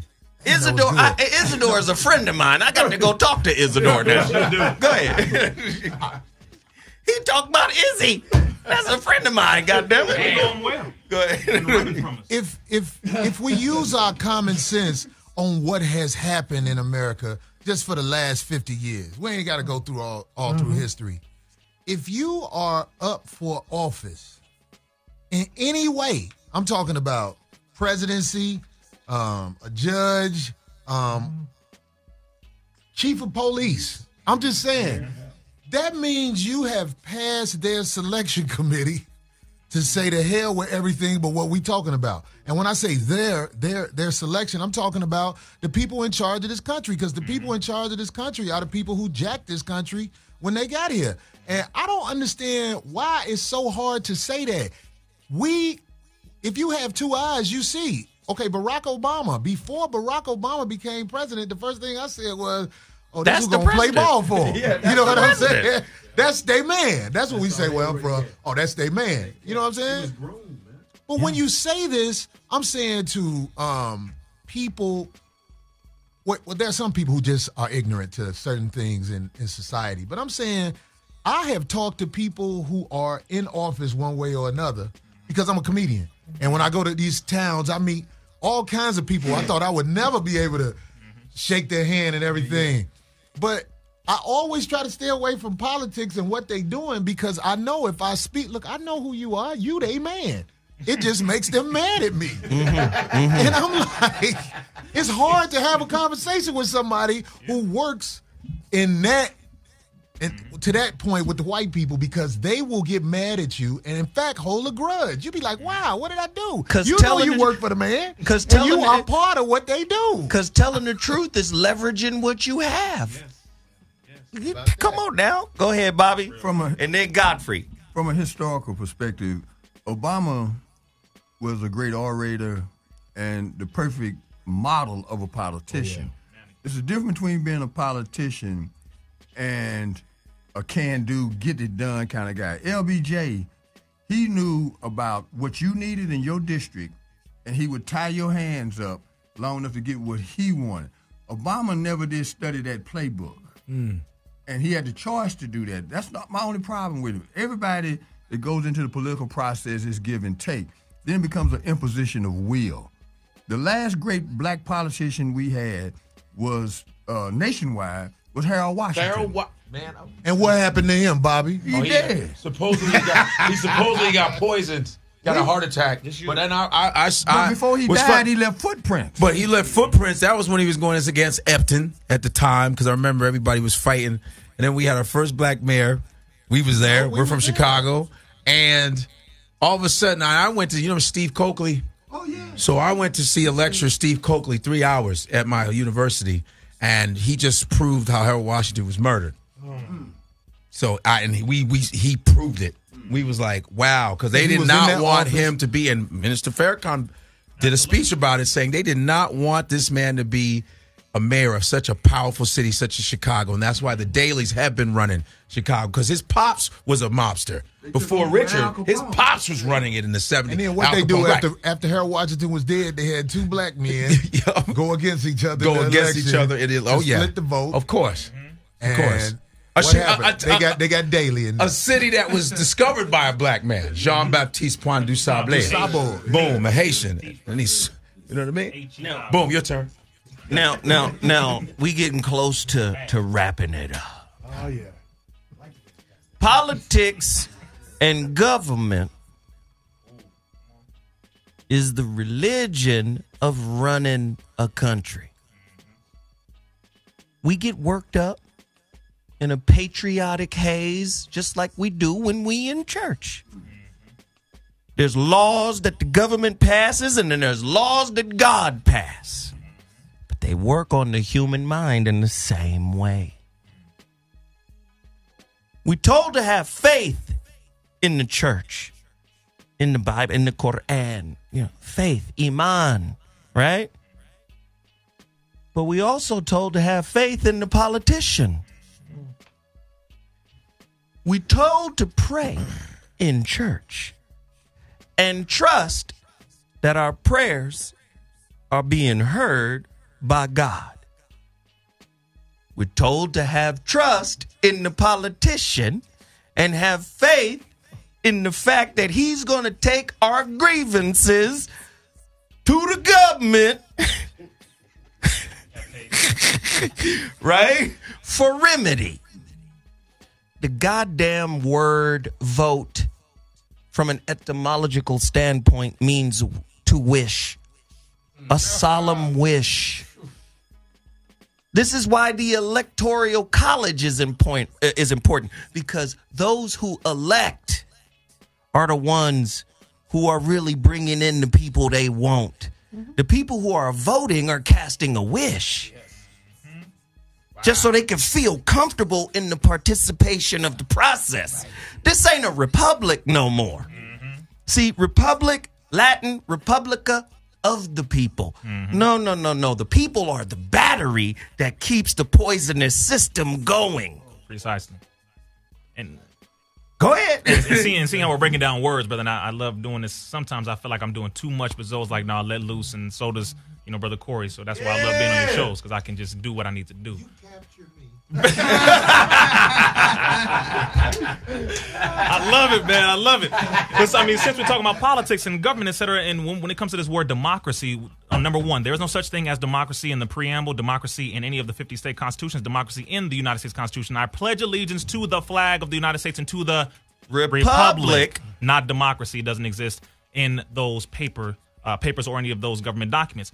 Point number two, the word democracy goes back to demos, kratis, demon, rule of the devil, not the rule of the damn people. Or they'll say mob rule, but it's demos. Yes. It's there. So it is the rule of the devil, which America is a democracy in that sense. But if you want to be all the way down to it, it's more so of an oligarchy, or ruled by those who have a small group who rule everything, the few, meaning the international Jewish bankers who rule this as well as the rest of the planet. That is the specifics under the veil of white supremacy, under the veil of Christianity.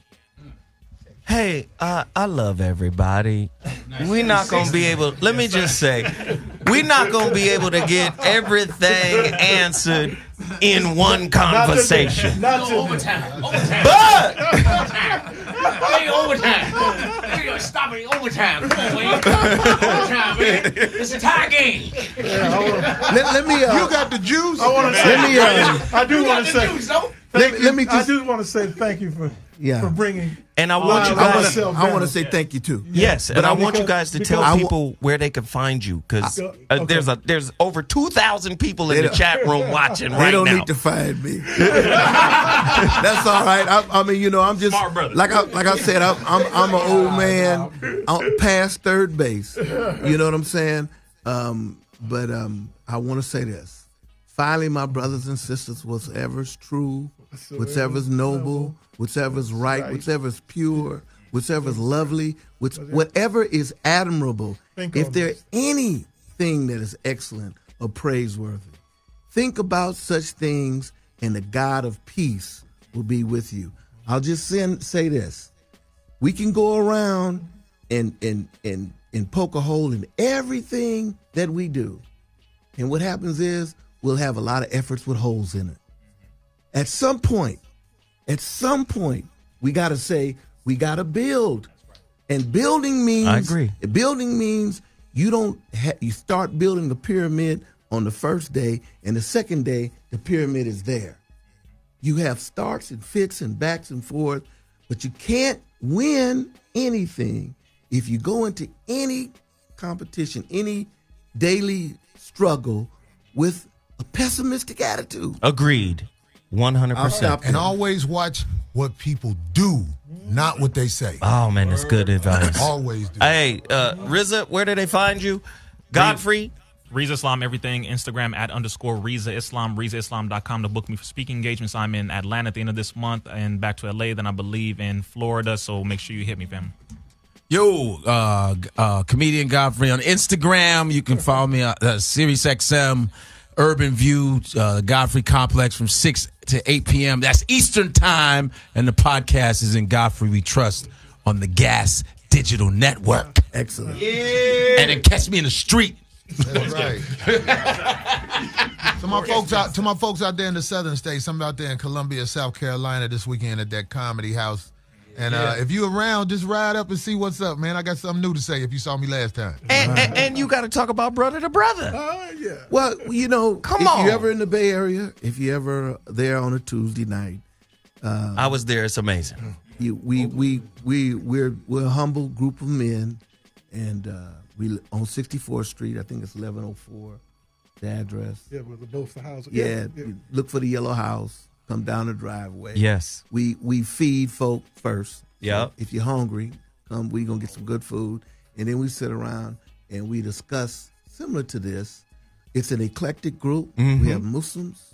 We have scholars. Adventists, man. We have Baptists. We have Catholics. We have whosoever will, let them come. Agnostics. And we have some atheists, some agnostics come, and we appreciate it. And we don't allow anyone to argue with anybody. That's true. If you disagree with what this brother said, then we need you to come back the next day with something written the next week. Except for the mayor. The mayor went off when I was there. Well, he said, this some bullshit. The former mayor of Oakland, his name is Elliott Harris. And we grew up together. He's a good brother. Yeah, this great Oakland. businessman. He was like, hell nah, man. I don't believe that. I don't think God wrote that. Hell no. All right, ladies and gentlemen, we got to go. I appreciate everybody for tuning in. Thank you. Zoe Williams, the voice of Rizza. We out. Mansions. Thank you, Henry. Thank you. We got overtime at the Subway restaurant. Thank you, King. Thank you, brother. Yo, you too. Appreciate it, man. No, thank you, brother. Thank you. Hey, everybody in YouTube. Man, y'all let me down, man. Y'all scared to hit the like button. You scared to hit the super chat button. This show is too powerful to not be supported. I need everybody to go get this, man. The holographic relationship. Please go support. Go support all the businesses I talked about early on.